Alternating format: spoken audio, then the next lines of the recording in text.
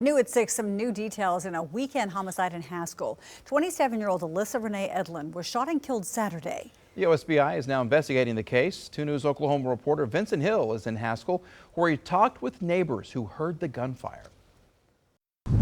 The chief of police of Haskell says this is something his department is not equipped to handle. That's why they called in the OSBI.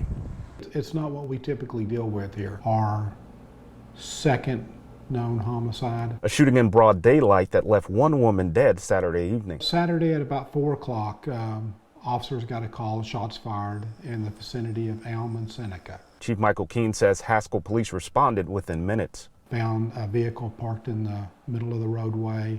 A young lady was laying beside it. That young lady, now identified as 27-year-old Alyssa Rene Edlund of Jenks, was conscious and talking, but in critical condition. She did have at least one gunshot wound, we think 2, but we're not 100% sure there yet. Chief Keene says Edlund was not by herself at the time of the shooting. We believe there was somebody else in the vehicle with her.